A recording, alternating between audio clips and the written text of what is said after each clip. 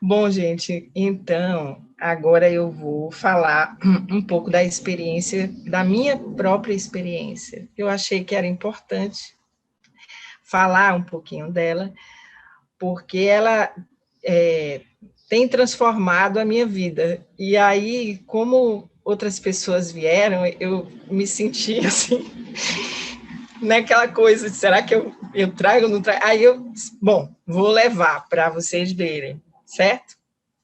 É uma experiência de vida simples. Como tão bem disse o... Não ainda com tantos resultados, mas no caminho. Então, eu vou apresentar aqui para vocês, porque vocês já sabem que esse é o formato mesmo meu, né? Eu gosto de botar aqui no para a gente ver junto. E eu bati umas fotos, acho que poderia ser interessante. Então, como tudo começou, né? Esse processo de pseudo-encaixe e total desencaixe, reforma íntima, né? Aí eu comecei a me reconectar com a natureza. Estava vivendo uns momentos bem difíceis, né? E aí eu fui assistir uma palestra do Hugo Teófilo, que vocês conheceram aqui, sobre jardinagem em apartamento. Aí eu comecei a fazer esse trabalho numa sacada bem pequenininha de um apartamento que eu morava. Aí já é o produto, né, dessa história. Né? Eu criei problemas com os vizinhos, porque não podia aguar que a água batia na vidraça da pessoa e ela achava ruim. Então, mas mesmo assim eu fui indo, né? Então aqui a gente tem pés de melão, tem manjericão. Eu criei até uma bananeira nesse meu processo. É óbvio que eu fui aprendendo sobre formigas a partir disso, e um mundo novo se apresentou para mim. Quando eu colocava a semente, que eu queria que a semente ia olhar todo dia, né? A semente ela estava já pronta para aparecer e ela vinha no seu próprio tempo. E também quando ela aparecia e depois ela se colocava em postura ereta, tudo isso eu fui aprendendo nesse jardim sensorial que eu criei. E aí o que foi que aconteceu? A minha família tinha um sítio, tem um sítio, que está com a gente desde 1914, né? E era um sítio que tinha um caseiro que estava lá. Eu tinha muitas lembranças desse sítio.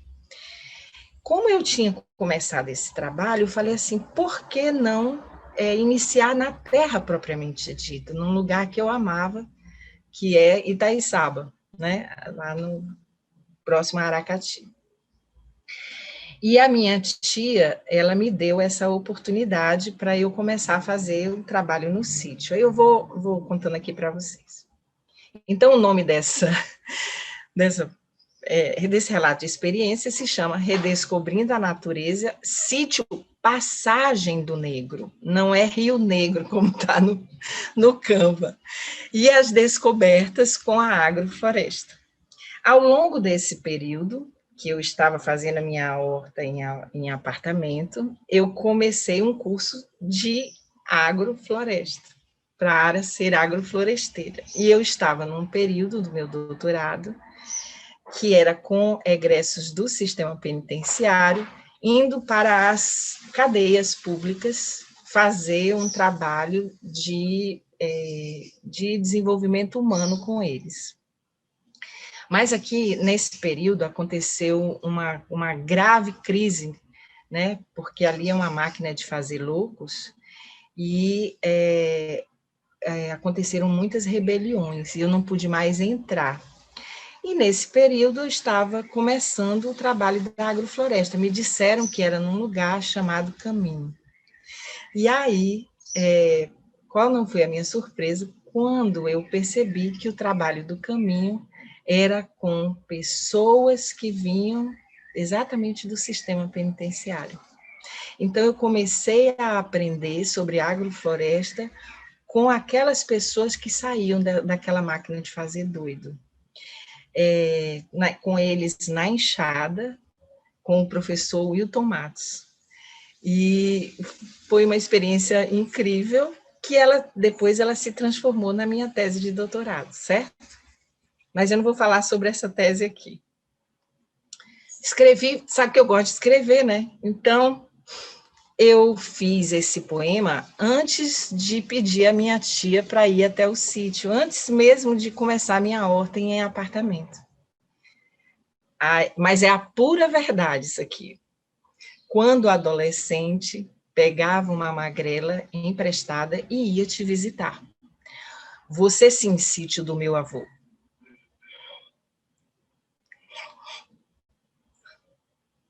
Nunca vi uma casa com tanto brilho. Sempre foste assim, desajeitado, maltrapilho e tosco.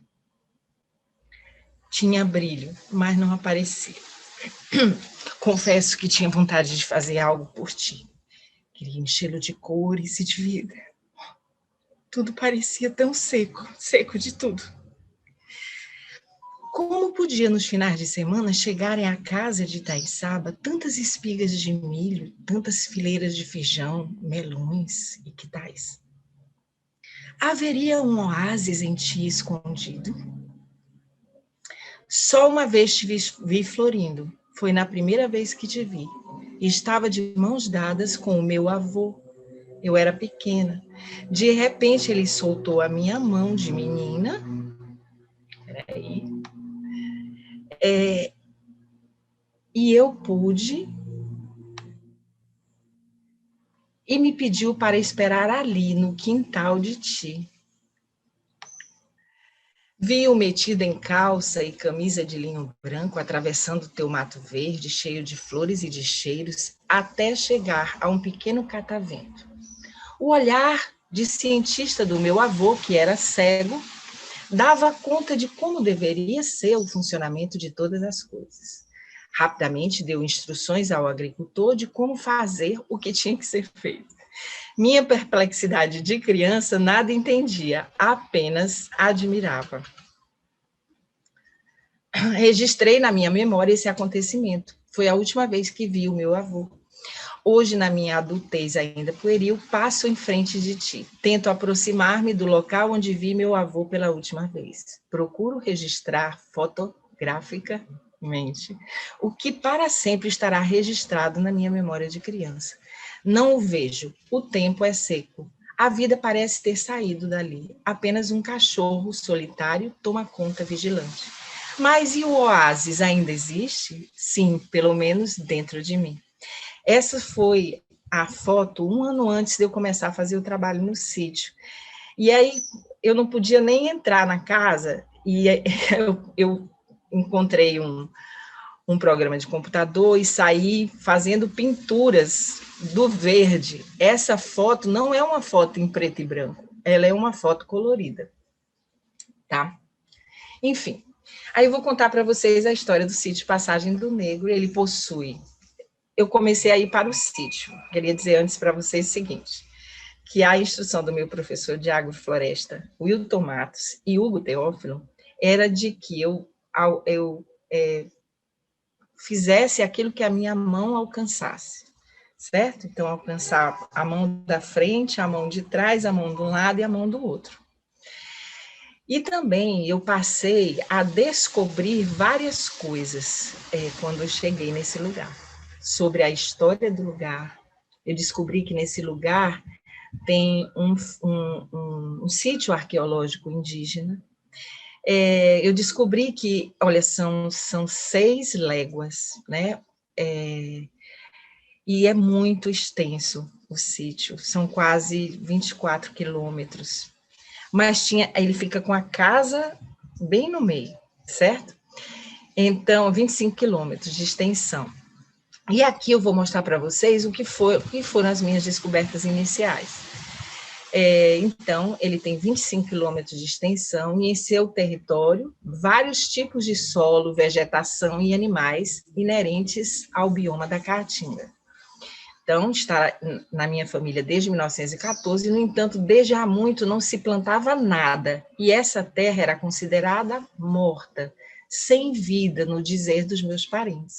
Então, quando eu pedi a chave e falei que eu queria começar a plantar, eles diziam assim, tá ficando doida?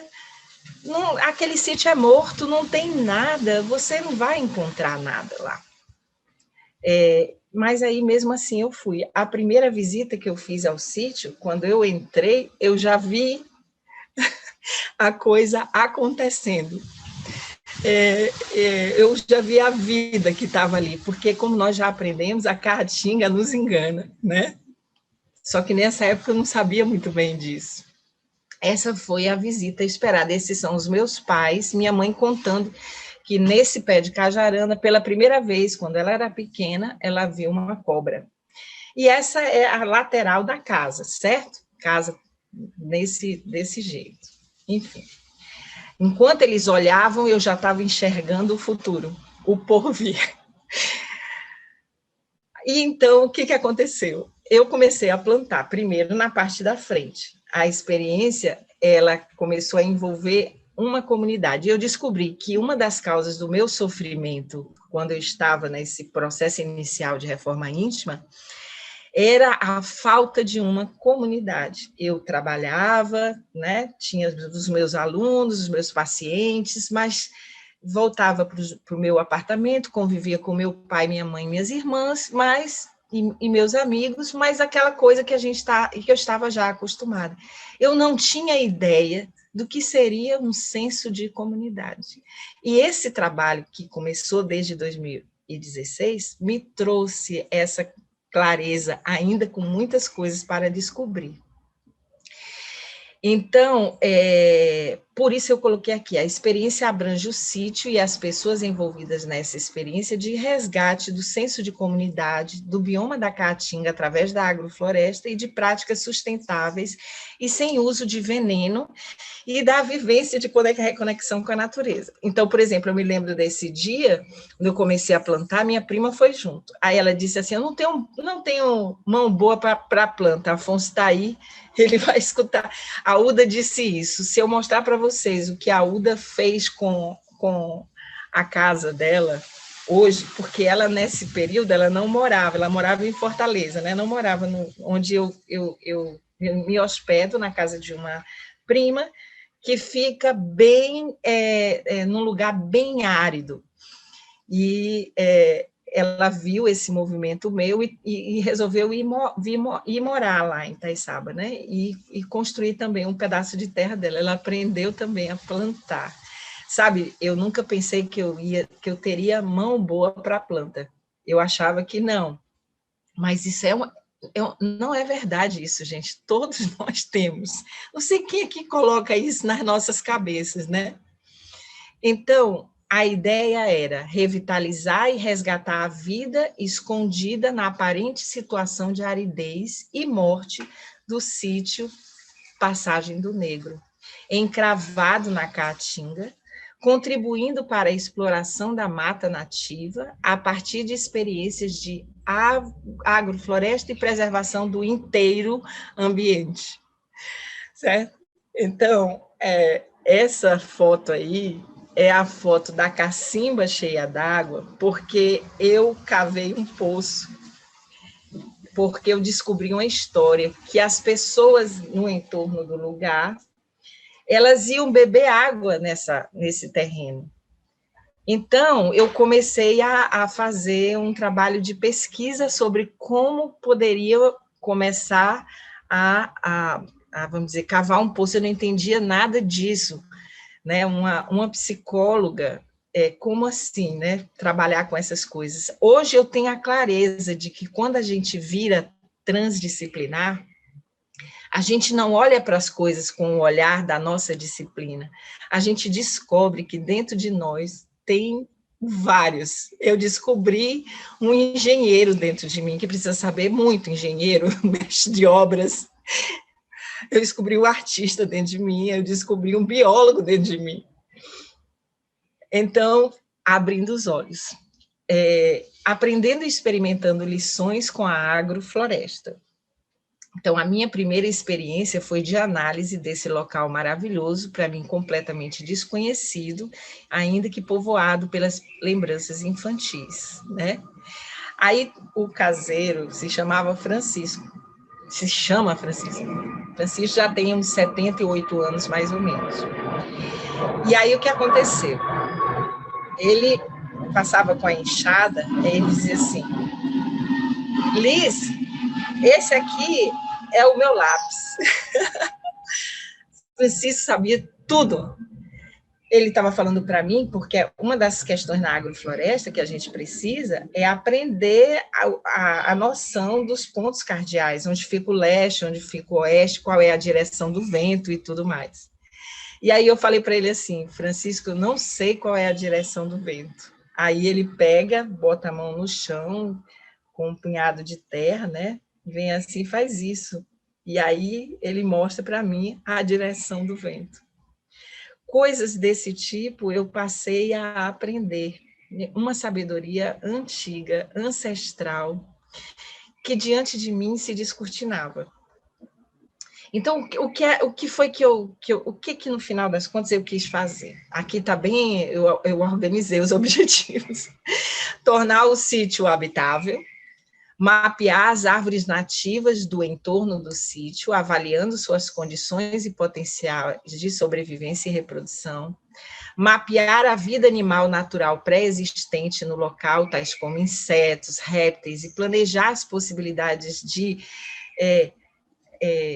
florescimento dessa vida animal, fazer o levantamento do bioma existente no sítio para a posterior criação da casa de sementes crioulas, diagnosticar o tipo de solo existente e o seu potencial de plantio, diagnosticar o potencial hídrico do sítio para posterior planejamento do uso desse recurso no manejo agrícola, resgatar o saber popular existente sobre os costumes e práticas de cuidado com a terra, a história e a memória do lugar a partir da tradição oral relatada pelas famílias. E aí, deixa eu só tirar esse negócio aqui do meio, e plantar e reflorestar o sítio Passagem do Negro. Né? Descobri até a história do sítio Passagem do Negro. Fiquei atrás e encontrei uma pessoa maravilhosa, que é o Osmar, e o Osmar me contou que, apesar da população não se reconhecer nessa linhagem africana, nem indígena, essa região era muito habitada por negros e índios, né? E aí tinha um senhor, aquelas histórias da dominação, que tinha um determinado escravo, e um dia convidou esse escravo para atravessar o rio Jaguaribe, porque ele tinha lá uma reunião com alguém, também senhor de terras. Esse moço foi. Quando ele chegou lá, ele encontrou uma mulher maravilhosa, por quem ele se apaixonou. E aí, todas as noites, ele saía escondido, atravessava o rio com uma pedra na cabeça, segundo a tradição oral, porque tinha correnteza, e eu não sei explicar como é que era essa lógica, mas era fundo demais, e ele botava a pedra na cabeça, atravessava e ia encontrar com ela. E eu fiquei encantada com essa história, porque nem a minha própria família sabia, ou se coloca que o nome do sítio é Passagem do Negro. Só depois nós fomos descobrir nos arquivos de Jaguaruana. Então, eu acabei descobrindo, só para ilustrar, que havia os resquícios dessa casa onde essa pessoa morou, né, e esse senhor morou, e eu fui até lá e comecei a caminhar por lá junto com pessoas que eu fui conhecendo, que se tornaram minhas amigas e também pessoas da minha família, e eu encontrei vários caquinhos de cerâmica, de pratos antigos, sabe? Coisas assim. Eu peguei este saco e levei para casa e fiz montei um mural para colocar lá no sítio com um pouco dessa história dessa pessoa que eu não sei o nome, mas que era uma história de amor. Ainda não consegui descobrir quem era a moça por quem ele se apaixonou, mas eu tenho fé em Deus que ainda vou descobrir. O que aconteceu? Um dia, indo até Aracati, eu entrei no museu e vi os cacos semelhantes àquela cerâmica, também colocada, né, num quadro, mostrando que era cerâmica do século XVIII. Então, eu descobri um pedacinho de arqueóloga dentro de mim, uma coisa fascinante. E a partir daí, alguns objetos foram sendo doados para mim, né, que contam a história daquele lugar, e eu fui colocando também lá no sítio. Ai, desculpa. Só um minutinho, desculpa. Vocês estão aí, gente? Pensei que eu tinha caído. Então? Sim. Sim, estamos.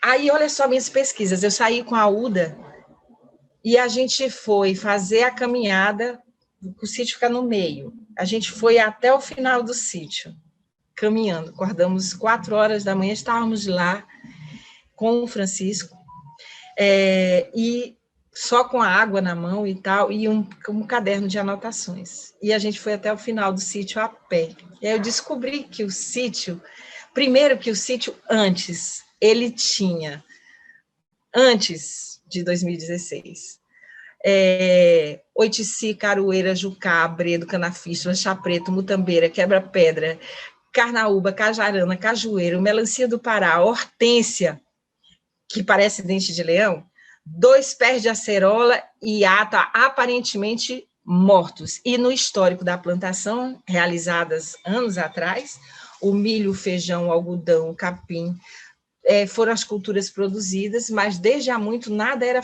fecundado no local. Então, efetuando o levantamento do histórico do patrimônio de árvores que lá haviam anteriormente, mamoeiros, laranjeiras, coqueiros, tinham sido plantados até a década de 70, mas sucumbiram devido a enchentes ou a falta de chuvas. Sempre uma realidade bem difícil, né? Bem contraditória nesse local. Essa foto que tem aí em cima é a foto do final do sítio para frente, porque eu fui para trás, depois eu fui para frente, que termina num barranco maravilhoso, onde o rio Jaguaribe se espraia. E essa aqui termina na Lagoa das Bestas, que é o final do sítio. Certo? Então, o solo era cheio de raspas de carnaúba e folhas secas, o que denotava um potencial de fertilização. Tudo lá parecia depender de poço. Então, encontrei o sítio com 2 cataventos quebrados, uma cisterna vazia, 3 poços praticamente secos e uma cacimba desprovida de água. Ali não havia a cultura de plantar água, que eu já estava descobrindo na agrofloresta. Então, eu também olhei para os terrenos vizinhos, acabaram com a mata nativa para construir viveiros de camarão, que é um absurdo, né, que tem acontecido nessa região. As pessoas olham para o buraco que podem fazer para colocar os viveiros de camarão, elas não olham para a terra. Então, a casa estava completamente deteriorada, inabitável, a terra compactada e aparentemente dura, até para cavar um buraco era muito difícil, e descobri também que o sítio era atravessado pelo rio Araibu, pelo rio Palhano, e tem 3 lagoas que só aparecem quando se instala a quadra invernosa, que, a depender do volume de chuvas, pode se perpetuar por meses de estiagem. Nos primeiros levantamentos, constatei a seca em toda a sua crueldade, visto que há tempos não se via sinal de chuva. Nem sapo andava por lá. Não havia borboletas e o único pássaro que teimava em fazer ninho era o casaco de couro. Os carcarás estavam presentes aqui ou acolá, mas o sítio parecia muito silencioso. Sapos, lagartos não identifiquei, abelhas não davam o ar da graça com seus zumbidos. Todos pareciam ter fugido dali. O sítio era aridez e solidão, quebrada apenas pela presença de Francisco, o agricultor que tomava conta já do sítio há 40 anos. Então, eu também percebi, né, que era necessário, isso aqui tem uma repetição, apanhar um punhado de terra para analisar. E aí eu levei esse punhado de terra para o pessoal com que eu estava estudando para verificar essa coisa da terra compactada. Eu ainda não tinha descoberto, Melina, o sentido da palavra rochagem, que depois eu vou contar para vocês. Aí, olha, essa foi aqui a trilha na floresta, essa é a Uda e o Francisco, e a gente, olha só, andando pelo meio dessa caatinga para descobrir o que tinha ali.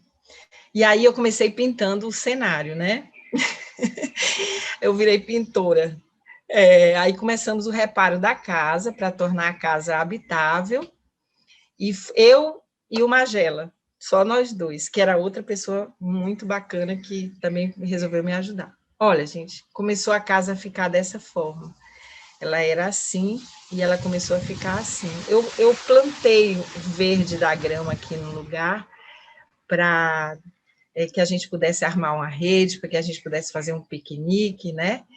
E eu acho que me saí muito bem como pintora de casa. Olha, a casa era assim, e ela ficou assim, ó. Eu acabei recebendo algumas doações, e foi muito engraçado essa parte. A casa era assim, ela foi ficando assim. A casa era assim, e eu coloquei o nome do meu avô e o nome do sítio. A casa, o fogão a lenha era assim, e ficou assim. Todo esse azulejo era que sobra da casa da minha avó na cidade, né? E já tinha, acho que, quase uns 70 anos, mais ou menos. Aí eu aprendi a lidar com o fogo, o fogão a lenha, porque era uma atrapalhação só. Eu tinha que ficar olhando, tinha que ficar prestando atenção. E em alguns momentos, a minha mão foi até o fogão, ali, essa beirada, para tentar mexer na boca, como se boca houvesse. E aí foi uma das minhas descobertas, perceber que o tempo dos nossos antepassados, das minhas avós, era outro. Era um tempo de observação, de perceber a natureza. Aí era assim no fundo, e ficou assim. Isso que vocês estão vendo aí já é a primeira plantação do canteiro agroflorestal. Vocês sabem, a agrofloresta, como a Melina tão bem contou, ela trabalha com plantas consorciadas, né?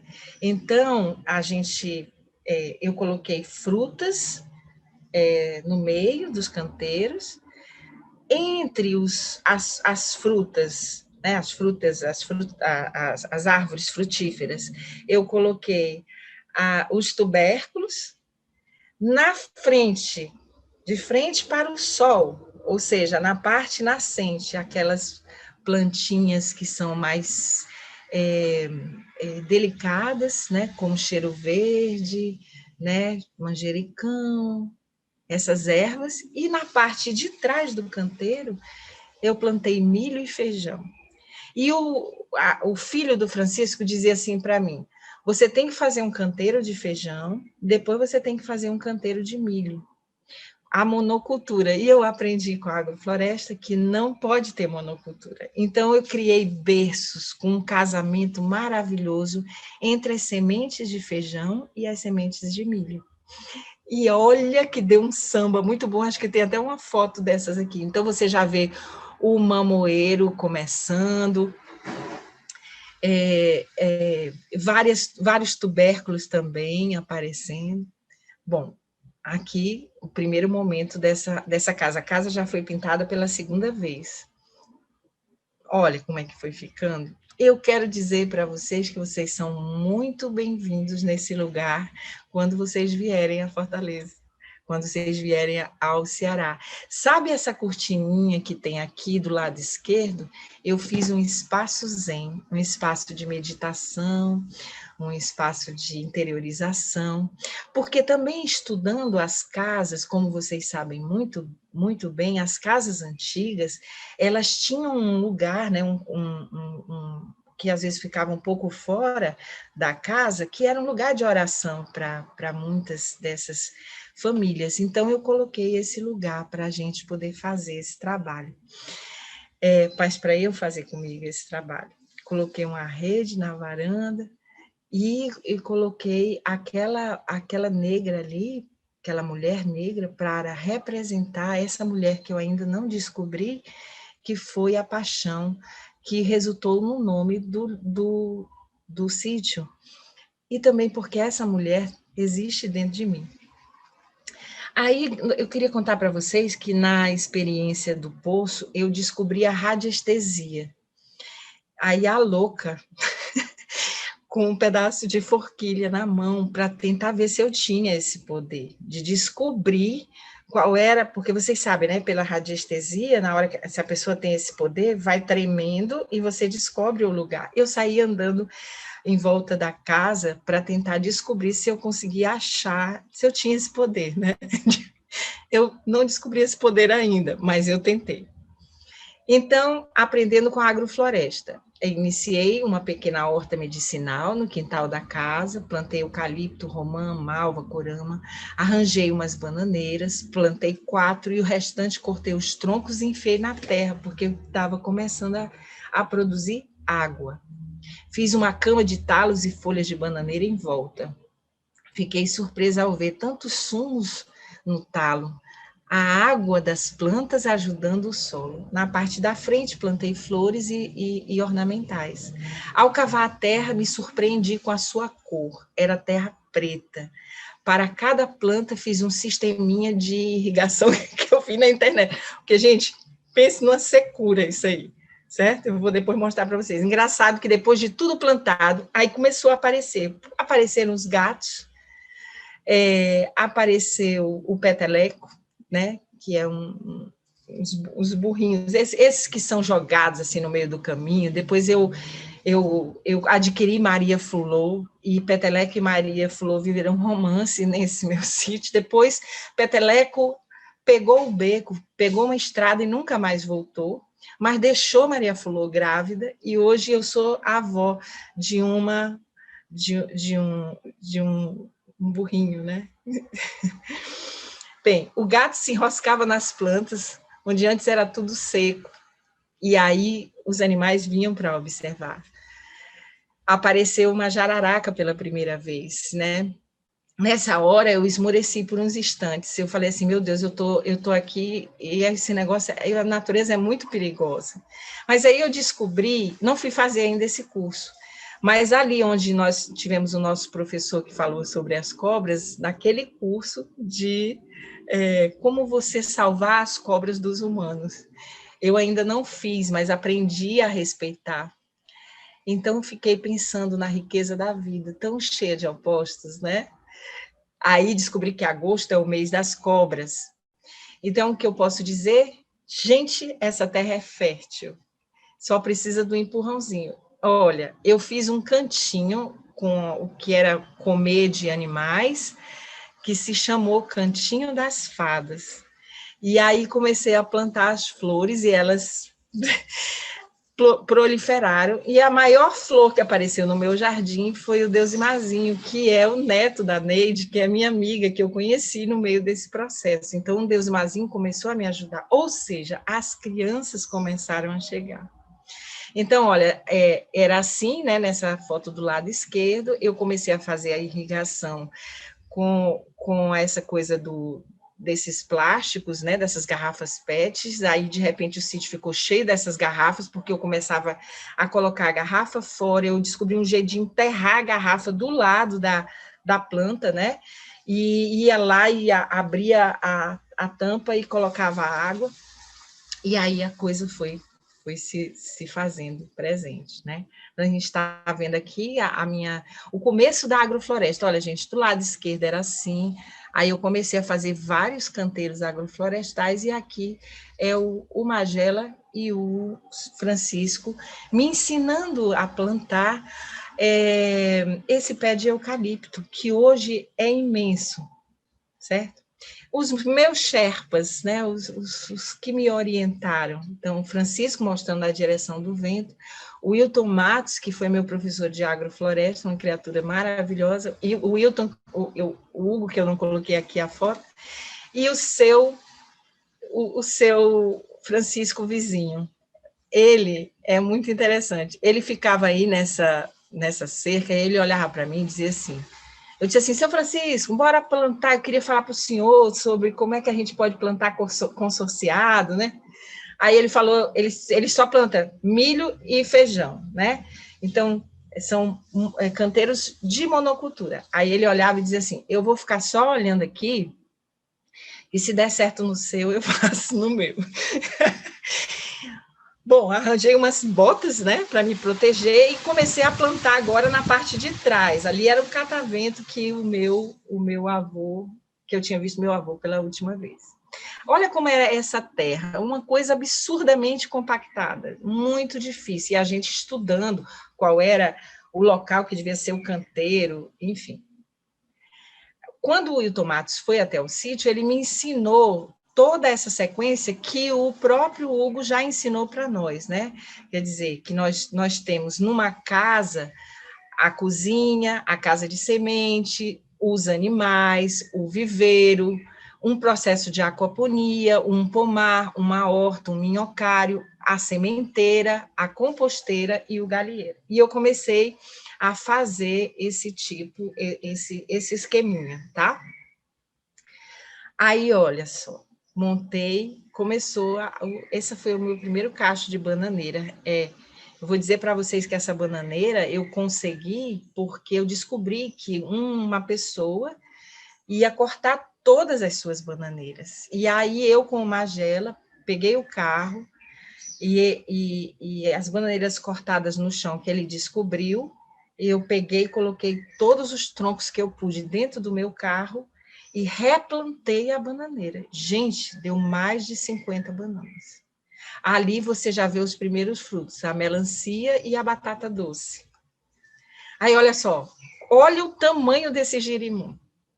Ali são canteirinhos que eu acabei fazendo para experimentar também, porque foi feito pelo filho do Francisco, e ele dizia para mim que o canteiro tinha que ser dessa forma. Um dia eu cheguei, ele já tinha colocado o canteiro estava posicionado de maneira errada, não era na posição do sol leste, estava ao contrário o canteiro. E aí a gente fez uma experiência, foi muito importante aprender também com o que eles consideravam que era verdadeiro. Também cresceu.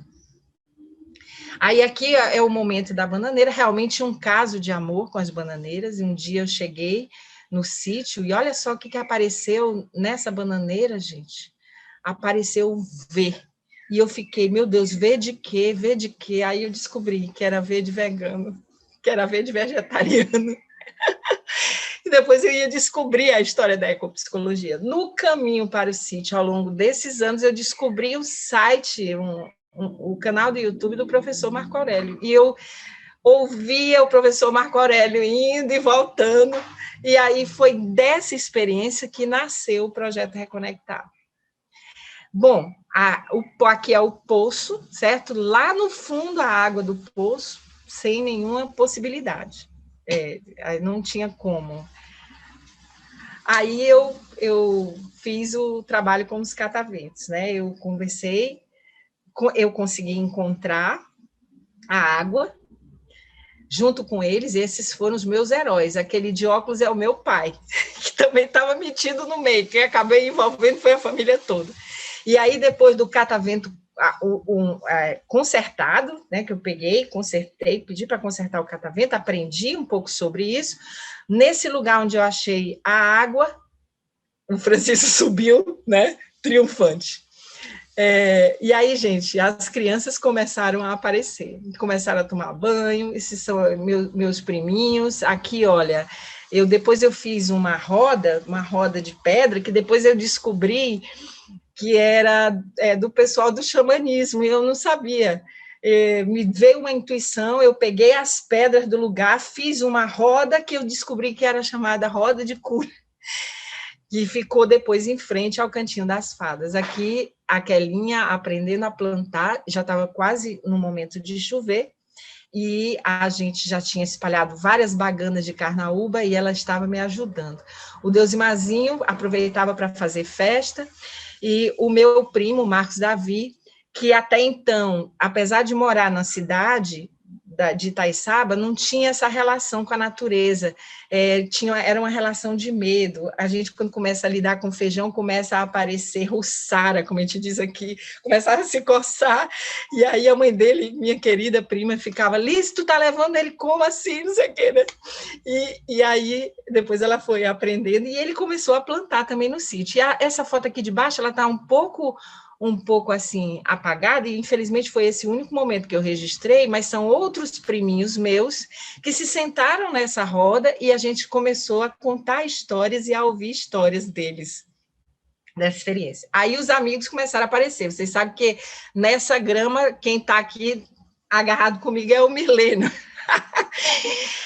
Aí, olha, começaram a vir esse pessoal que está aí, essa moça de óculos escuros, isso aqui é a minha família, sabe? Olha a cara deles, a gente fazendo hora. A minha tia, essa que tem mais de 90 anos, se sentou, começou a cantar, foi uma coisa muito incrível. E eu comecei a me divertir demais.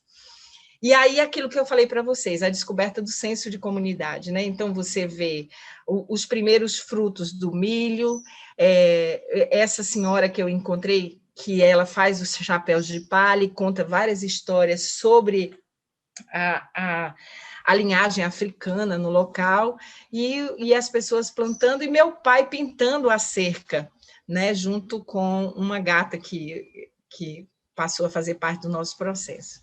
E agora os animais, né? Então, peteleco, esse é ioiô, o meu bode, e aí eu comprei ioiô e comprei iaiá. E hoje eu tenho alguns filhotes, né? Gente, eu preciso falar sobre esse bode, porque o pessoal falava assim para mim, vem cá, para que tu vai criar bode? E todos os animais no meu sítio, inclusive as galinhas, eu não mato, né? Eu já estou pensando até, eu ainda como os ovos das galinhas, mas eu já, de um tempo em diante, eu já não estava mais nem conseguindo fazer isso, deixava os ovos para as galinhas mesmo. Mas aí o pessoal começou a achar que eu estava pirando. Então, eu disse, para que tu vais querer um bode desse? A carne no mercado está custando tanto, né? E aí eu dizia, rapaz, eu quero um bode porque eu quero que ele fique aqui dentro, que ele não seja morto por ninguém, que ele viva, sabe? Criar galinhas felizes, criar bodes felizes. Até um dia que eu descobri que o bode tem um excelente cocô. E aí eu comecei a fazer, onde eles faziam cocô, isso virava adubo, comecei a juntar os cocôzinhos deles. Então, até eu comecei a explicar para o povo que eu estava com criando bode, porque eu precisava do cocô deles, para ver se eles entendiam o que eu queria dizer, com a resposta mais rápida, né? Porque tudo na nossa sociedade tem que ter uma explicação, uma razão utilitária, que irrita muito, né? Bom, aqui é o Eros, em cima de todo o feijão que eu estava colhendo.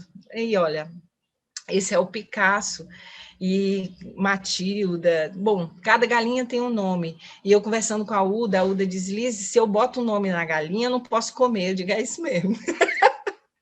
Não podemos comer essas galinhas. Então, teve um dia, por exemplo, que o Picasso morreu.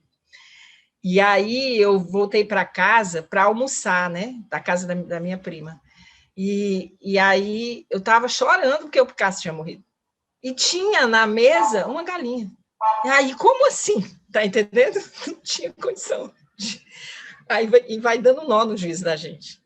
Enfim, aí a produção dos ovos, né? E aí eu comecei a ver outras coisas, começaram a aparecer coisas encantadas, que eu, quer dizer, aparecer não, já estava, né? Eu que não via. Por exemplo, vocês conseguem enxergar alguma coisa aí nessa fotografia? Eu conseguia ver pelas fotos, ainda que eu não conseguisse ver a olho nu. Pense numa viagem, né? Vocês veem alguma coisa aí? Sim. Quer dizer o que Tem vê? um pássaro. Pássaro. Parece um papagaio. Pois é.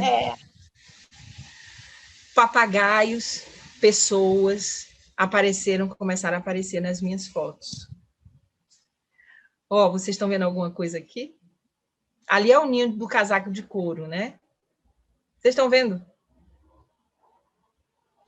Sim. Sim, dá para ver o ninho. Dá para ver o ninho, mas a Adriana está vendo mais coisa? Eu não estou vendo mais nada. Não? Não. Vocês estão vendo um homem com as mãos elevadas? As mãos levantadas? Ah, agora eu vi o homem deitado. É verdade. Começou a aparecer também para mim em sonhos coisas, sabe? Tem um dragão. É aqui a área literal que parece o tronco, mas começaram a aparecer outras coisas. Os encantados começaram a aparecer. Adriana... como aquelas que botavam nas proas dos navios, assim. Pois é. Sabe? Sim, sei. Olha, começaram a aparecer outras coisas em sonhos e também começaram a aparecer nas fotos. Como assim que eu dissesse para você, por exemplo, comecei a sentir outras coisas, como o próprio Alecrim falou, né? Esse cotidiano que é sensorial, que tu começa a perceber uma realidade que eu não enxergava, não que eu enxergue hoje, mas começou a desvelar. Eu não sei se se a Adriana que está aí é a Adriana da permacultura, mas agora, Adriana, você entende por que eu preciso ser permacultura? Porque eu não sou ainda, e eu acho que na hora que eu for, muita coisa vai se resolver na minha cabeça. E lá, gente, eles fazem um trabalho com a palha, certo? Vocês já conhecem as bolsas de palha e tal, as carnaúbas, e na minha família, a gente só corta a carnaúba depois de muitos anos, sabe? Assim, tipo 5 anos, para que a cera, e a cera de carnaúba, ela é feita com a palha. Então, eu tive a oportunidade de conhecer o trabalho das mulheres, porque minha tia abre a casa do batido para que pessoas da região venham fazer essa coisa, porque você bate, e aí tem o pó, aí tem depois a carnaúba, que vira cera, né? Isso vira cera e serve para várias coisas, inclusive medicamentos. No decorrer desse tempo, eu estava indo sempre, todos os finais de semana, para esse lugar, né? Aí eu comecei a conhecer o lugar, a região, comecei a fazer novos amigos. Nós aprendemos muitas coisas. Uma delas foi a descoberta da casa de farinha, e eu sei que tem muita gente aqui que sabe sobre o que é um festejo numa casa de farinha, e compreender um pouco essa sabedoria das comunidades no entorno do sítio, além de convidar as pessoas para irem até o sítio. Bom, começou a aparecer a biodiversidade, né? Então, começou a lagartinha, começou a aparecer o camaleão, e num dia muito especial para mim, de resolução, eu entendi esse sapo na vasilha do cachorro como um sinal, porque o sapo só fica em lugares bons. E aí eu pedi a doação de uma sapa que morava na casa da minha prima, para fazer companhia. Eu peguei o sapa enorme, porque, na verdade, isso aí é uma sapa, certo? Depois é que eu fui descobrir, eu peguei esta outra sapa para fazer par com ele, mas eu não sabia que sapa é grande, sapo é pequeno. Aí depois eu fui atrás de arranjar o sapo para fazer o casal, que eu comecei a fazer casais na medida da minha possibilidade. Olha, que começou a aparecer. Eu plantei girassóis. Aqui é uma descoberta incrível, que é a descoberta do maracujá, a flor do maracujá. Aí disseram que ela é a coroa de Cristo. Nossa, tudo era encantamento. Olha só a diferença entre a terra compactada e a outra terra depois da plantação. Aqui já é plantação de gergelim, e aí foi quando choveu. E aí, gente, nunca eu não tinha a clareza do que representa uma chuva, só depois dessa experiência do sítio, porque numa semana eu vim trabalhar, quando cheguei no final de semana, o sítio tinha explodido. Assim como o Hugo disse, Lise, começa pelo solo, que tudo vai explodir. E aí, a água, o que eu aguava com a mangueira, não era suficiente. Quando a chuva chegou, a abundância veio em toda a sua plenitude. E olha a colheita. E comecei a colher. Mas como era essa colheita? Porque eu vou fazer o que com esse material? Eu comecei a fazer muita doação. Eu fazia a cesta e mandava para pessoas da minha família, porque o sítio é da família, e eu sou só uma guardiã. Eu não conseguia entender essa visão capitalista desse trabalho, apesar de que eu sou uma pessoa que sozinha para manter esse sítio não é uma coisa fácil. Eu sei que tem os guias do sítio que me acompanham e não deixam a situação ficar difícil, mas eu não vou pegar o fruto da terra e precificar. Eu plantei muitas moringas, muitas, e até alguém te perguntou sobre moringas, né? A moringa, ela, além de dar fruto comestível, a sua vagem se transforma em alimento, você pode colocar no feijão, as suas sementes decantam a água e purificam. E eu aprendi sobre isso, purificação da água. Olha, aqui o meu mamoeiro, como foi descobrir que o fruto do mamão nasce do meio da flor? Um fruto maravilhoso, sem veneno e doce. Olha só, gente. Aí foi plantando caju. Aqui foi plantando caju e acerola. Olha só, feijão. Aí eu peguei e comecei a levar os feijões para a sala de aula. A Eliana brinca comigo, a minha querida, que é vice hoje na coordenação, ela vai ali passando com um saco de feijão. Aqui foi uma vivência que eu fiz com os meus alunos, porque era uma disciplina que trabalhava a questão de família, né? Então, era uma vivência sobre família. Aí eu botei os meninos para debulharem o feijão, e eles começaram naturalmente a contar as histórias das avós. Eu não dei o mote. Vamos embora debulhar feijão, professora, que é isso, esse negócio? A outra coisa foi que eu dou aula de psicologia organizacional e eu comecei a ensinar os meus alunos a podar as árvores do campus. Tem todo um processo para podar que eu aprendi. Não pode ser na lua cheia, tem que respeitar o local certo. Aí eu digo, puxa, isso pode ser uma vivência bem bacana para fazer sobre o papel do psicólogo, né? Então, o psicólogo, dentro de uma empresa, o que isso tem a ver com poda de árvores? Eles acharam louco demais. Eles olharam para mim assim, essa professora, tá entendendo? Não está girando bem da bola. E o pior, depois de podar a árvore, ainda reuni o povo em volta e ainda cantei para a árvore. Vai florescer o ser divino que está dentro de você. Aí quem olhava assim de fora via, vai florescer o ser divino que está dentro de você, vai florescer. E os meninos entraram nessa pegada, fizeram trabalhos lindos. Aí o namoro com o milho e o feijão, como eu disse para você, essa plantação de milho e feijão conjugado, claro, deu um milho chamado boca de velha, que é sem dente. Não é aquele milho lindo, maravilhoso que a gente encontra no supermercado e cheio de veneno. Tem um sabor incrível. Bom, aí as outras plantações, né? Olha, só que fartura. Aí couve. Olha só, gente. Como é que pode uma coisa dessa? Parece que a natureza só precisa de um empurrãozinho. Aqui eu mandei essa foto para o Hugo, falei, Hugo, porque eu comecei a aprender a fazer geleia, aprender a fazer molho de pimenta. E aí eu mandei essa foto para ele, ele falou assim, só tem um problema na tua foto. Aí eu disse, o que foi? O plástico, Liz. Aí eu falei, meu Deus, é mesmo, o plástico.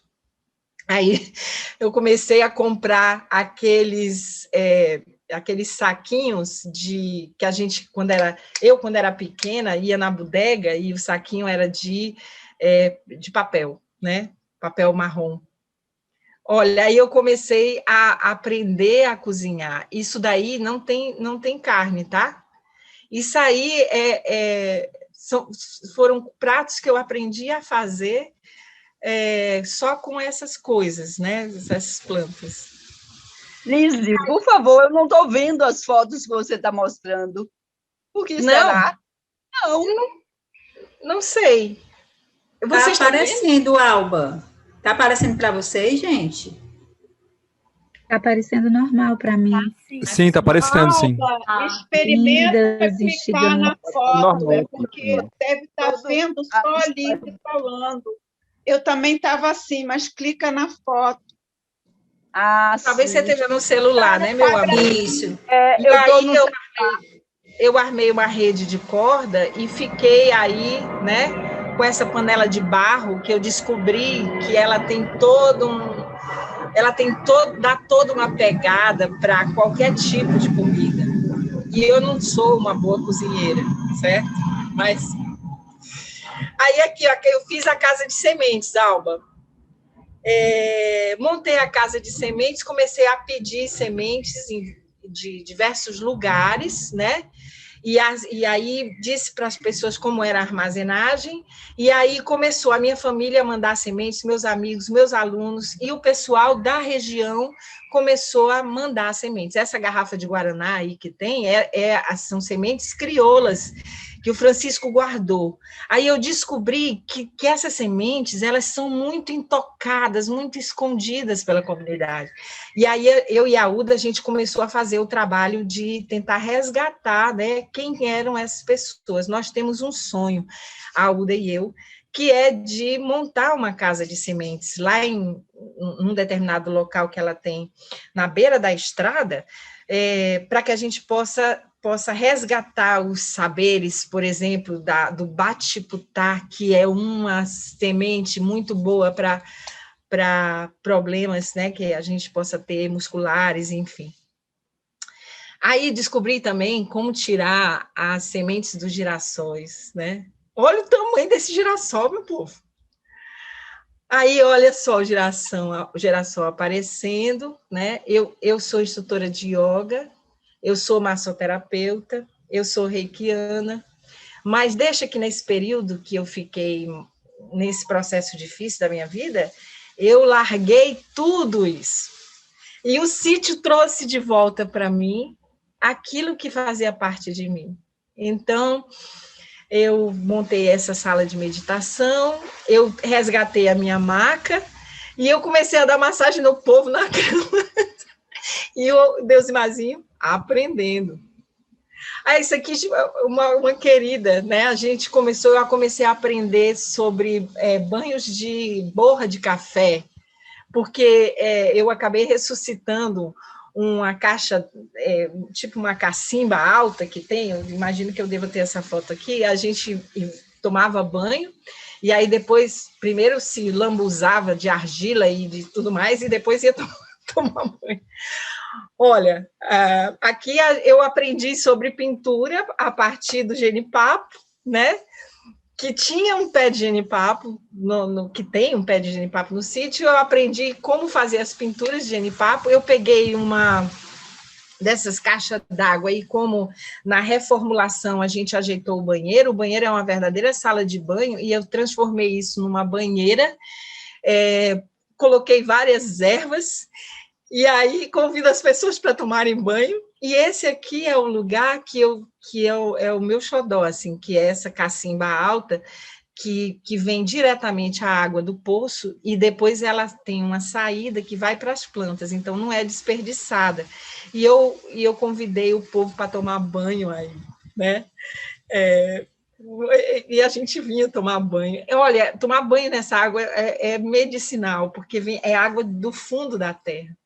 E aí descobri o meu lado artista, entre aspas, né? Porque não posso dizer que meus trabalhos são artísticos, mas assim, bonitos e tal, mas aí foi a minha primeira boneca de biscuit, e essa aí eu montei um ateliê no sítio, numa dos quartos, e a gente começou a fazer trabalho com a cerâmica, inspirado no pessoal da família Andrade Lima, e a Neide começou a retomar os dotes artísticos dela. Então, outras pessoas começaram também a praticar essa arte.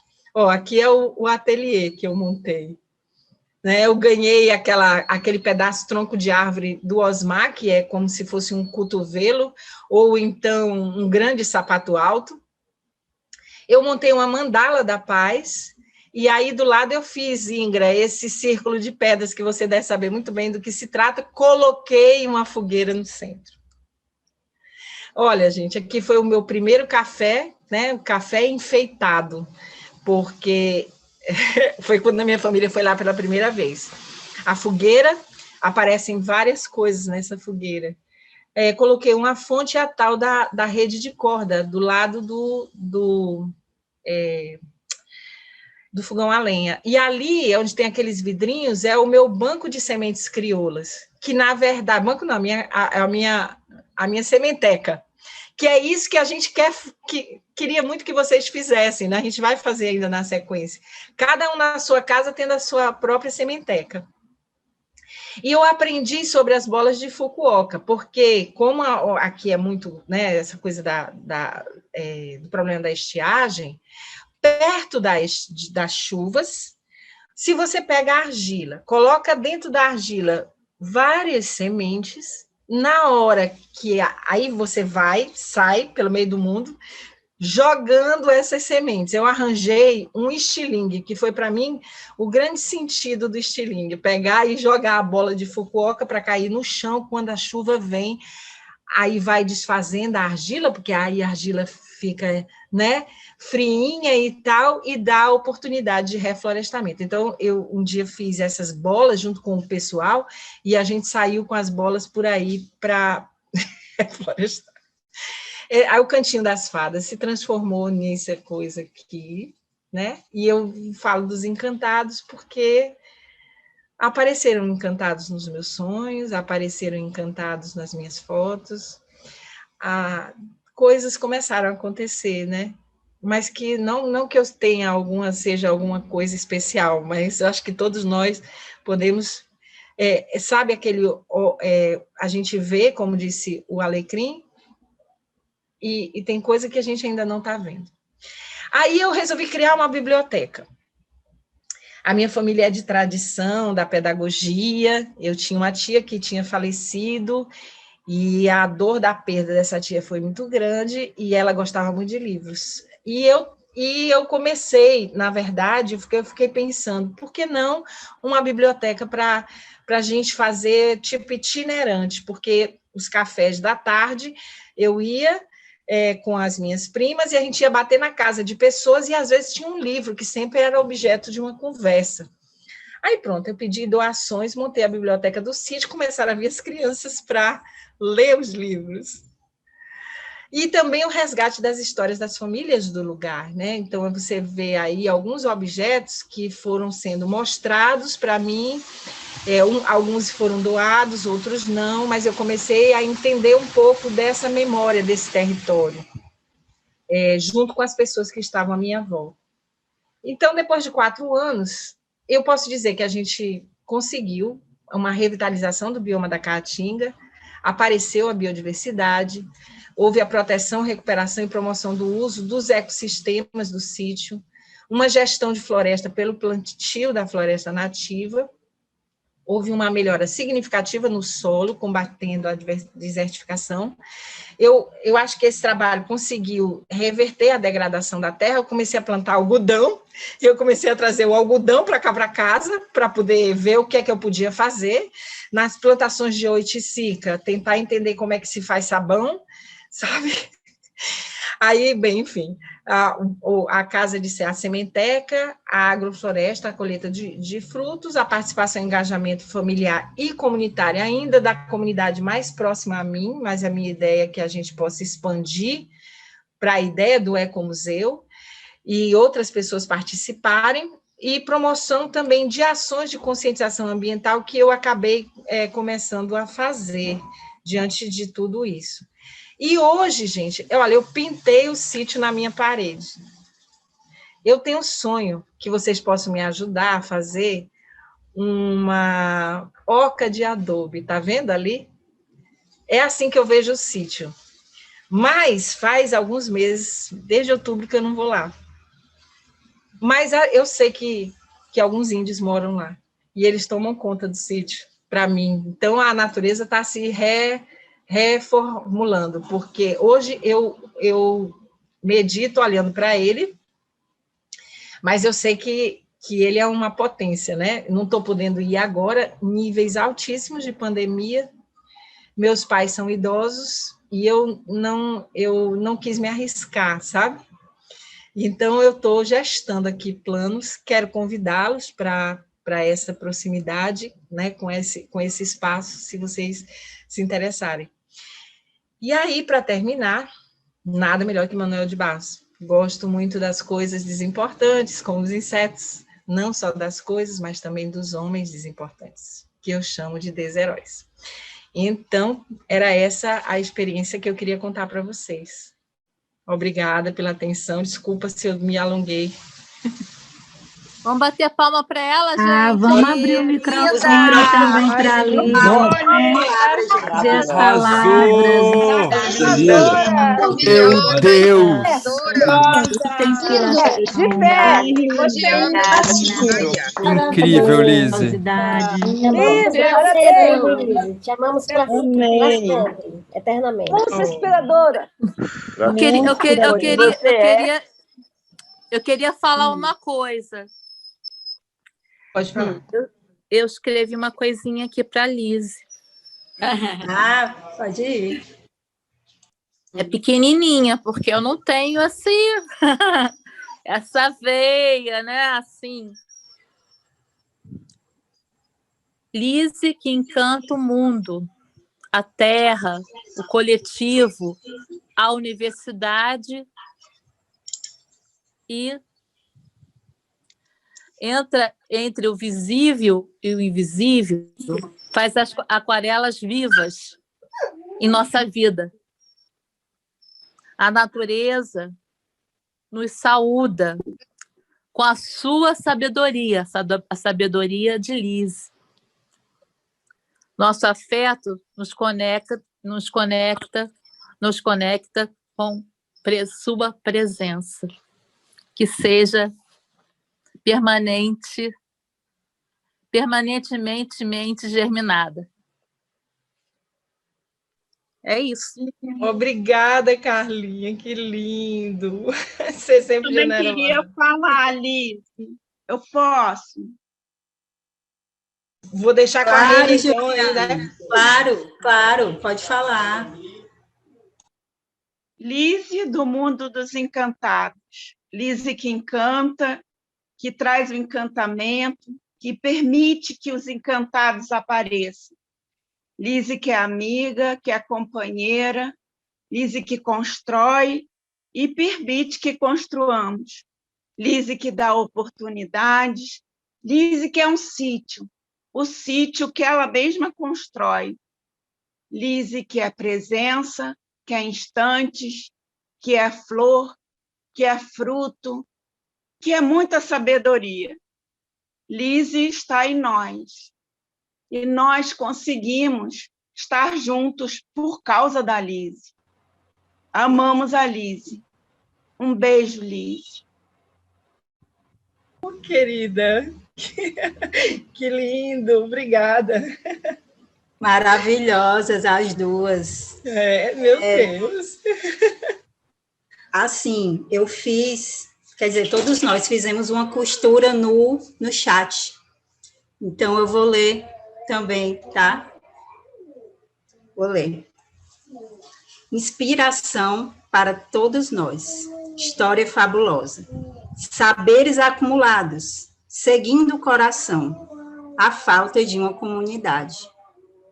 A natureza ajudando sua autoiluminação. Infinitas possibilidades. agrônoma e engenheira. Uma sabedoria sem palavras, construída no espaço entre.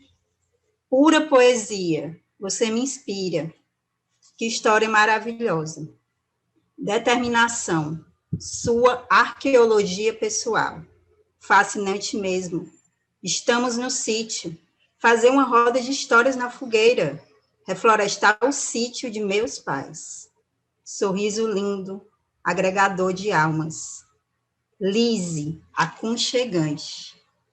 O sítio é uma verdadeira universidade. Vige, que coisa mais linda! Nem parece o mesmo lugar. Ave Maria, dá um calorzinho no coração. Bananeira, feijãozinho verde cozinhado no fogão a lenha. O feijão escala o milho. A rede chegou. Ah, o coqueiro. Lise, fada. Lise, firmeza interior, banhada pelo amor. Tem o poder de gerar e estimular a vida e sua capacidade de autorregeneração. Lise, faz florescer sítios e corações. O teu amor revitalizou toda essa terra. A mulher que descobriu o vento. Lise, você é permacultora pura. Lise, artista, sim. Olha o sítio que ela deu vida. Permacultora, sim. Artista, sim. Pessoa, inspiração, sim. Generosidade em forma de gente, sim. Lise, você é tudo de bom. Olha, meu Deus! Foi todo mundo aqui, viu? No chat. Vocês são muito generosos, rapaz. Obrigada pelo incentivo. Obrigada, gente. Depois dessa, eu foi um pouco perdida em relação às inscrições, mas está aberto. Ah, desculpa, Aline. A Aline tinha pedido. Oi, pessoal. Sim, botei ali que eu vi que te perdeu, Rênia. É muita emoção. Mas, querida, quando você disse que você não é permacultora, eu estava te assistindo, te ouvindo aqui, e lembrando de todas as aulas de permacultura que eu já fiz na vida. E permacultura é respeito ao próximo, amor ao próximo, à natureza, é resgate de saberes, é respeito à cultura alheia, às histórias dos lugares. E você fez tudo isso com maestria, né? Então, com certeza, você é permacultura pura, né? Muito mais do que muitas pessoas que às vezes vão procurar com interesses meramente pessoais, individuais, né? E tu faz isso com a essência da permacultura, que é o amor ao próximo, à natureza, né? Então, é muito bom de ver isso em uma prática, mostrando mais um exemplo do quanto que é possível, né? E alguém colocou ali também a questão do que o exemplo arrasta, né? E eu acho que é isso, a gente precisa de bons exemplos para as pessoas e mostrar o quanto é possível com vontade, com amor ao próximo, né? As plantas respondem muito rápido, né? Eu também tenho essa prática, eu não posso ver uma plantinha tirada na rua que eu já morro de pena e volto para buscar e trago para casa. E aqui elas florescem de outra forma, né? E eu acho que é essa resposta permanente que a natureza nos dá quando a gente trata ela com amor. E esse resgate desse sítio, com certeza, é um resgate que muito da tua ancestralidade estava falando ali, com certeza, há muito tempo, pedindo por aquele espaço, e você teve a sensibilidade de ouvir. Isso é lindo demais. Te agradeço por mais essa. Obrigada. Eu que agradeço. Eu que agradeço, querida. Obrigada pelas palavras. Obrigada, Aline. Mais alguém, gente? Gostaria? Eu, Rênia. Oi. Posso falar? Pode. Professora Alice, em algum dos nossos encontros, que eu não recordo qual precisamente, foi falado o tempo universal, o tempo cronológico e o tempo pessoal. E eu gosto de estudar tempo. Tempo é algo que me fascina. O que é o tempo, né? Que conteúdo é esse dentro da minha vida? Em 4 anos, tu fez toda essa transformação. Para mim, isso só comprova que tu uniu o tempo universal, o tempo cronológico, o teu tempo pessoal, no amor, com amor. Só 4 anos. Olha a força da vida quando a gente se organiza. Então, assim, de forma sintética, né? Bem, resumindo tudo, meu Deus do céu, que potência que tem a vida quando a gente se une a ela, né? Então, muito obrigado. Esse é o meu exemplo. E quero dizer também, assim, ao vivo é cores, à distância, eu te amo, Elise. Eu te amo. Obrigada. Tu me ensina a amar. Muito obrigada. Também te amo. Linda. Ai. Mais alguém, gente? Eu queria comentar uma coisinha que eu esqueci. Essa questão das sementes, né? É importante a gente se lembrar de que as sementes que a gente espalhar por aí tem que ser nativas de cada região, tá? Não dá para espalhar sementes que não sejam nativas, porque a gente pode acabar gerando prejuízo em vez de benefício. Então, a gente tem que se lembrar sempre de separar aquelas que são nativas dali, né? Aqui no Sul, a gente teve um problema, uma época que circulou aquele e-mail, as mensagens espalhando para se jogarem sementes por aí, e o pessoal saía jogando semente de pêssego, de ameixa, de coisas que não são nem nativas do Brasil, e acabam impactando, né, nos bichinhos e gerando perdas de outras plantas que são nativas. Então, a gente tem que se lembrar sempre de priorizar aquilo que é de cada região. É importante. Verdade, Aline. Liz, minha querida, a vantagem de estar tendo um prazer de ouvir essa aula pela segunda vez é isso.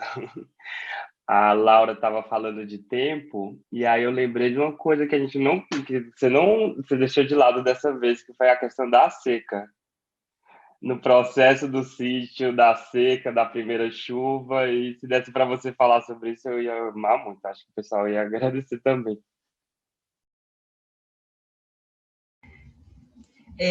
Eu posso lhe falar da minha ignorância profunda sobre isso, né? E o sítio foi me ensinando um pouquinho a descobrir, né? Acho que o maior impacto, eu não sei se é isso que você gostaria que eu falasse, mas o maior impacto que eu tive foi descobrir que não era morto. Minha família dizia que estava morto, mas não é. É tão fantástico esse bioma da Caatinga, né? Que ele nos engana, assim. Faz de conta que, né? Ele tem uma diversidade e aprender com essa coisa da seca é um aprendizado que tem a ver com os costumes do lugar. Por exemplo, as pessoas elas não plantam se não tiver começado a quadra invernosa, e aí essa foi uma questão, porque tu vai plantar agora, não tem chuva, mas não tem água, pois vamos descobrir a água, pois vamos ver como é que a bananeira pode se transformar em água de fertilização. Então, eu acabei fazendo uma plantação anual, quando lá o pessoal planta só no período, né, como você conhece bem, do feijão, e geralmente feijão e milho, não tem uma diversidade, assim, de leguminosas, etc., não tem. Foi um censo da Embrapa, lá no sítio, assim, uns 2 anos depois, e quando eu comecei a contar o que tinha, eles não acreditaram, porque em volta não tem nada, né? Porque as pessoas se acostumaram a ter uma relação com a seca, que era uma relação que passa pela questão política, né? De subserviência, de achar que não é possível, né? Quando aquela região é uma região de muita potencialidade. Então, também essa consciência eu estou desenvolvendo, né, nesse sentido, de que há uma questão política que está por trás dessa história, né, que todos nós precisamos ter, inclusive na consciência alimentar, porque as pessoas, olha, para você ter uma ideia, comem cenoura trazida de Fortaleza. Eu plantei cenoura, alface, tomate, sabe? Então, assim, até eu comecei a pedir o lixo das pessoas.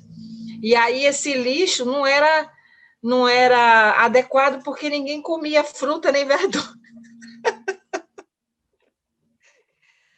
Então, é um aprendizado tanto da sensibilidade, né, do inacreditável, que é o bioma da Caatinga, e agora, depois de ouvir o Sandino falar, eu estou louca para voltar lá, para colocar a mão nessa terra de novo, mas também essa consciência que precisa ter, inclusive dos costumes e dos hábitos, esses de dizer assim, não vou plantar porque não tem água, porque a gente pode fazer água, dentro dos princípios da agrofloresta. Não sei se eu te respondi, Roberto.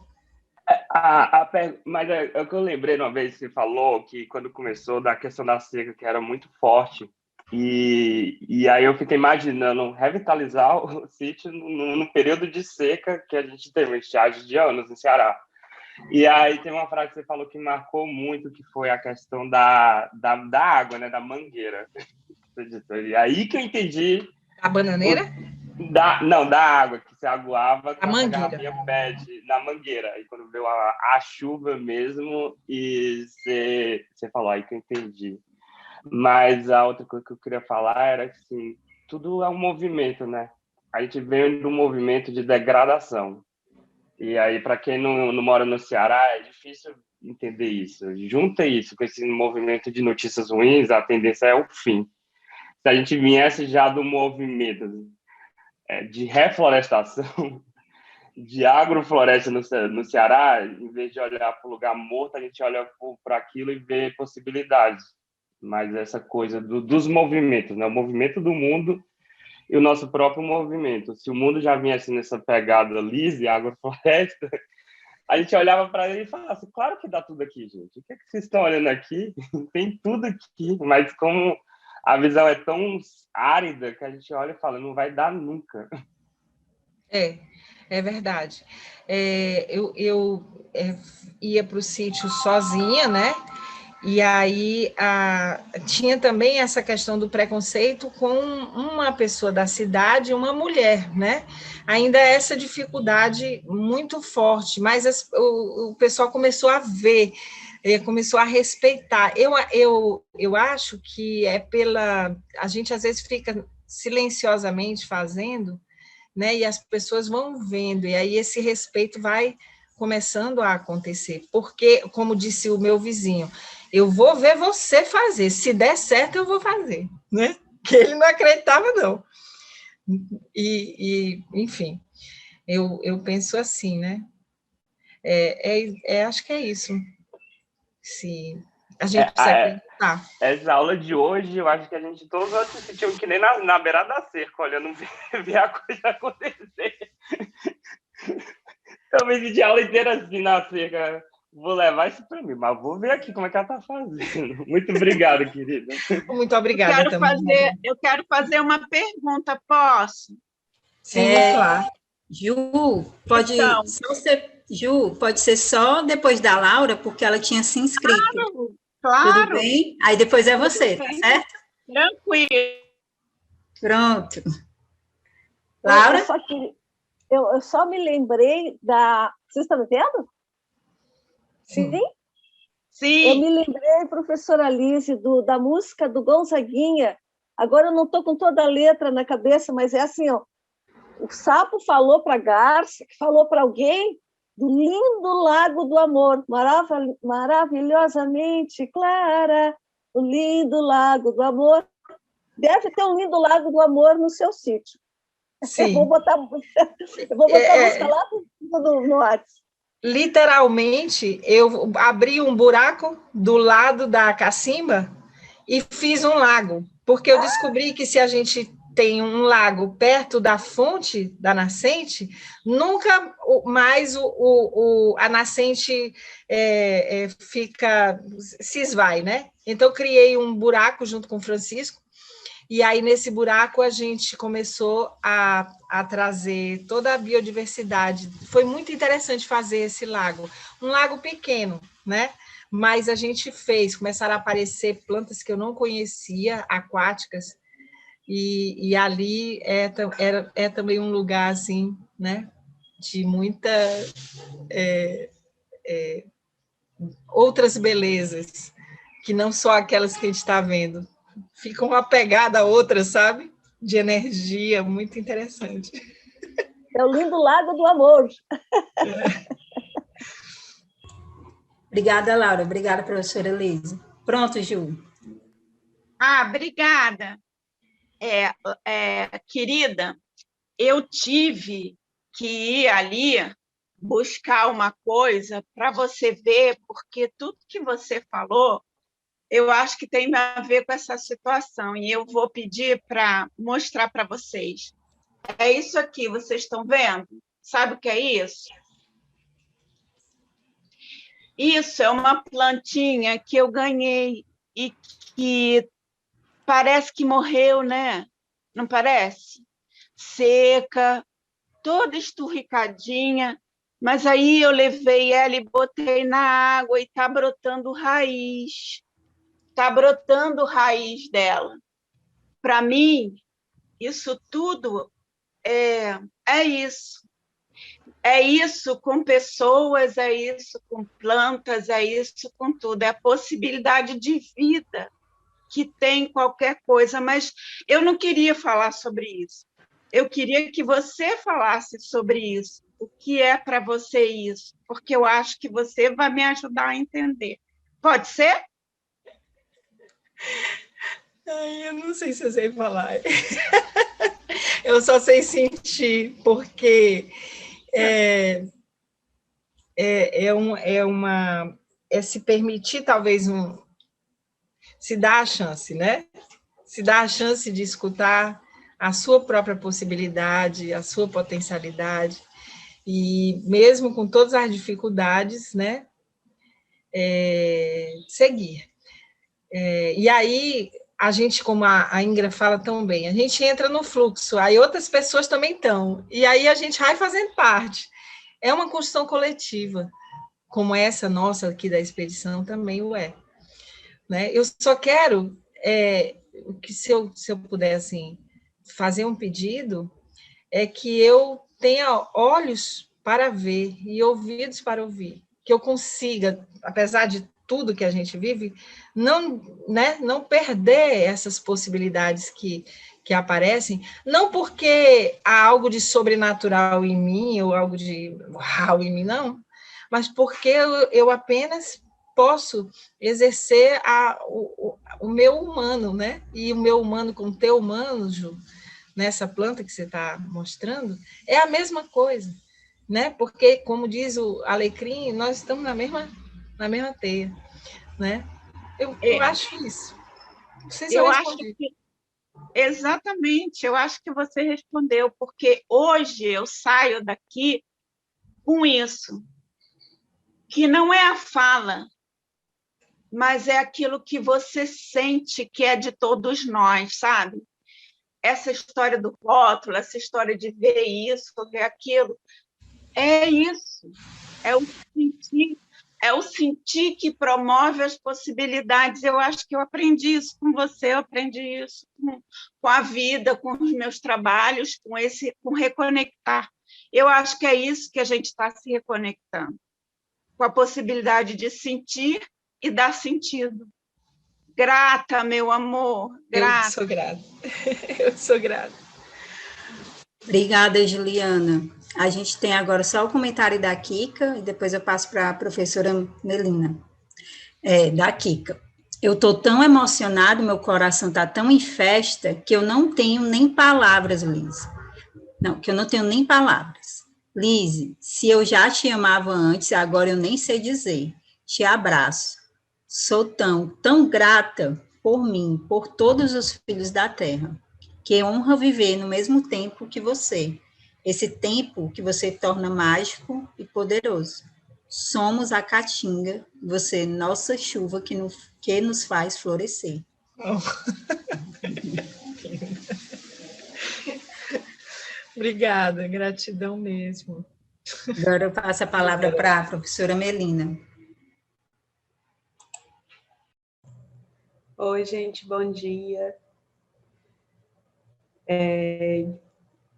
Eu amo ouvir a Liz falar quando ela vai contar a história do sítio, né?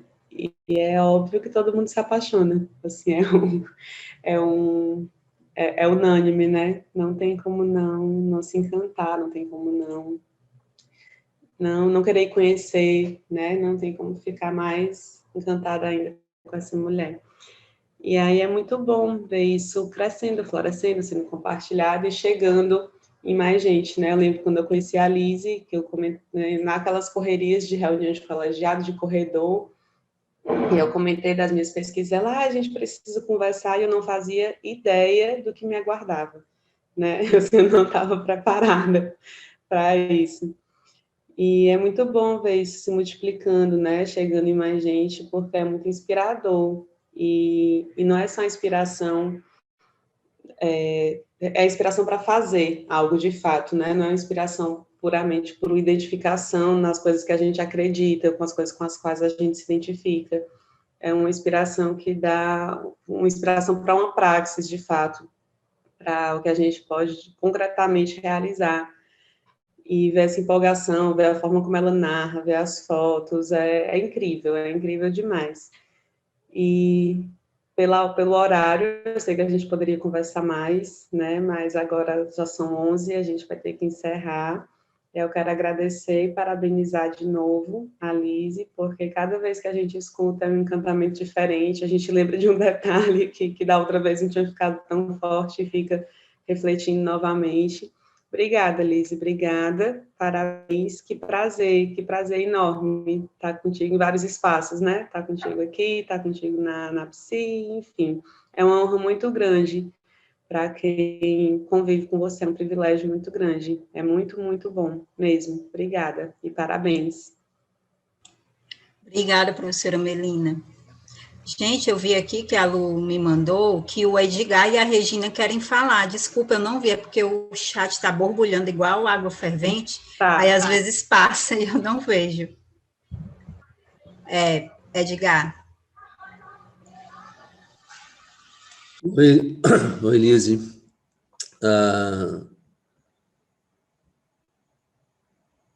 Acho que muitos podem se perguntar, tá, e aí eu não tenho um sítio, minha família não tem um sítio, o que eu posso fazer, né?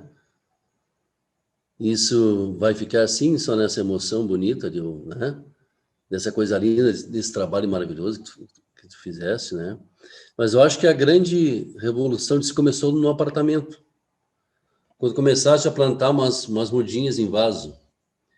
E quando a gente começa a fazer, mexer com isso, as coisas aparecem. Né? Seja num sítio da família, não importa. Quando a gente começa, né? E eu acredito nisso, nesse potencial humano, né? Que enfrenta isso tudo que está aí. Nós vivemos um momento muito complicado, um momento de desesperança, inclusive política, né? Quando alternativas que poderiam ter sido melhores não foram. Bom, essa é uma outra história, né? E eu acredito que a grande revolução pode se dar a partir desse tipo de movimento, né? De pessoas, de pontos de luz que possam brilhar, que possam se juntar com outros e formar comunidades de luz. Uma aqui, outra ali, outra colar, né? E que depois isso pode conseguir se ligar e formar uma grande rede para enfrentar toda a situação que a gente está vivendo no planeta, né? Por isso a importância, né, desse teu trabalho de deixar com que a vida aconteça, como foi o que tu fizeste lá, tu proporcionou que a vida acontecesse. E aí, como tu proporciona que a vida aconteça dentro de cada um de nós, a cada encontro aqui, né? E por isso, um ato de uma elevada espiritualidade como esse é um ato, antes de tudo, um ato político, né? Eu acho que a gente tem que enfrentar a política hoje, repensar, enfim, assim, o enfrentamento político como um ato espiritual, um ato com o coração. Eu acho que é uma saída para que a gente faça alguma coisa hoje. Porque em relação a isso, ninguém pode fazer nada. quando a gente faz isso assim, como esse teu trabalho, que faz, né, com o coração, isso nada consegue apagar. Isso vence a tudo e a todos, vence a qualquer um que inventar de trair o movimento, né? Porque isso é mais forte, isso mexe com as pessoas, isso movimenta mesmo. Só que a gente precisa de uma prática para isso, né? E a gente precisa começar, nem que seja no apartamento, quem mora em apartamento, né, no seu cantinho, uma semente apenas. Pense em plantar uma semente, amanhã 2. Só isso. Nós temos que movimentar essa energia. Isso é revolucionário, isso é forte, né? O ato do amor é muito forte, né? E ninguém pode fazer nada contra isso, porque ele acontece, ele simplesmente acontece, né? E nos encanta, por isso tu é esse ser encantado que está aqui entre nós, né? É isso aí. Muito obrigado pela oportunidade de convivência contigo e com todos, né, os demais aí nessa existência aí, tá? É isso aí. Obrigada, Edgar. Você fala de coisas muito importantes, né? E eu queria aproveitar, porque essa fala do Edgar, essa fala dessa teia, né, Melina? É muito importante a gente resgatar. E nessas próximas aulas, que eu gostaria de pedir para que, se você puder não faltar, todos puderem não faltar, porque a gente vai reconstituir e vai fortalecer essa teia, sabe? E é muito importante que ideias como essa que o Edgar coloca estejam presentes aqui nas nossas discussões para a gente constituir esses pontos de luz que o Edgar fala. Foi massa demais isso que você disse. Obrigada. Obrigada, Edgar. Agora eu passo para a Regina e depois para a professora Liz para o encerramento. Bom dia, gente. Eu ando quietinha, mas eu estou presente, tá? Enfim, que é rapidinho. A sua fala e experiência, Liz, assim, me trouxe um trecho de um livro que é O Amor nos Tempos de Cólera, do Gabriel Garcia Marques. E a gente, assim, vê em 4 anos acontecer aquela mágica da vida, né? Impulsionada pelo amor e pelo desejo, pela tradição, pela herança. E agora esse afastamento pela pandemia, né? Então, a gente se sente, tem se sentido, assim, de certa forma, conectados, mas também afastados dos nossos amores, dos desejos, né? E esse trecho do Amor nos Tempos de Cólera fala de uma coisa que... por isso eu pedi a fala, porque a sua experiência despertou, assim, em mim, que é o seguinte... o capitão, rápido, tá? Capitão, o menino está preocupado e muito inquieto devido à quarentena que o Porto nos impôs. O que te inquieta, menino? Não tens comida suficiente? Não dorme suficiente? Não é isso não, capitão. É que não suporto não poder ir à terra e abraçar minha família. Ué, e se te deixassem sair do navio e estivesse contaminado, suportarias a culpa de infectar alguém que não tem condições de aguentar a doença? Não perdoaria nunca. Mas para mim, inventar essa peste. Pode ser. Mas e se não foi inventada? Entendo o que queres dizer, mas me sinto privado da minha liberdade, capitão. Me privaram de algo. E tu te privas, então, ainda mais de algo. Tá de brincadeira comigo, capitão? De forma alguma. Se te privas de algo sem responder de maneira adequada, estarás perdido. Então quer dizer, segundo me dizes, que se me tiram algo para vencer, eu devo privar-me de mais alguma coisa por mim mesmo? Exatamente. Eu fiz quarentena 7 anos atrás. E o que foi que tiveste de te privar? Eu tinha que esperar mais de 20 dias dentro do barco. Havia meses em que eu ansiava por chegar ao porto e desfrutar da primavera em terra. Houve uma epidemia. No Porto Abril nos proibiram de descer. Os primeiros dias foram duros, me sentia como você. Logo comecei a confrontar aquelas imposições utilizando a lógica. Sabia que depois de 21 dias deste comportamento se cria um hábito. E em vez de me lamentar e criar hábitos desastrosos, comecei a comportar-me de maneira diferente de todos os demais. Comecei com o meu alimento. Me impus a comer metade do que comia habitualmente. Depois comecei a selecionar os alimentos de mais fácil digestão. Passei a me nutrir de alimentos por tradição histórica, que me mantinham um homem com mais saúde. O passo seguinte foi unir isso a uma depuração de pensamentos. E depois me impus, ao menos, ler uma página por dia de um argumento que eu não conhecia. Me impus a fazer exercícios sobre a ponte do barco. Um velho hindu me disse que o corpo se potencializava ao reter o relento. Me impus a profundas respirações diárias. Creio que meus pulmões nunca chegaram a tamanha capacidade. À tarde, me impus a orar pela paz, para agradecer. O hindu me disse também para criar um hábito de imaginar a luz entrando em mim e me tornando mais forte. Podia funcionar também para as pessoas queridas que estavam distantes. Em vez de pensar em tudo que eu não podia fazer, pensava no que faria uma vez chegado à terra firme. Visualizava as cenas, tudo o que podia obter. A espera serve para sublimar o desejo e torná-lo mais poderoso. E me privei de alimentos, do rumo, de todas as delícias. Como acabou, capitão? Eu adquiri todos aqueles hábitos novos. Me deixaram baixar no barco muito tempo depois da primavera. Privaram vocês da primavera, então? Sim. Naquele ano me privaram da primavera e de muitas coisas mais. Mas eu, mesmo assim, floresci. Levei a primavera dentro de mim. E ninguém nunca mais pôde tirá-la de mim. E considero esse curso um plantio de primavera na gente, nesse período de pandemia. E a sua experiência, Elise, é tão inspiradora que fez brotar assim 1000 primaveras que eu levo para o resto da vida.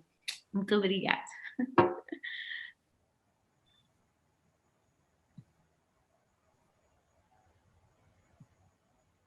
Obrigada, Regina.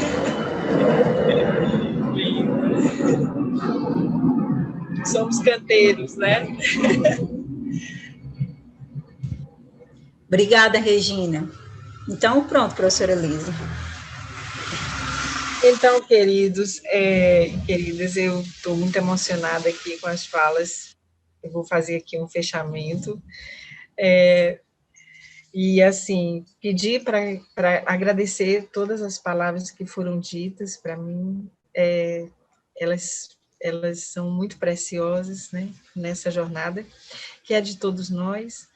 E dizer também que queria muito que vocês estivessem juntos nessas últimas aulas nossas, as 3 últimas aulas, e porque a gente vai reconstituir todo o trabalho que a gente fez, vai relembrar, sabe? E vai fortalecer os nossos vínculos, essa é a ideia, tá bom?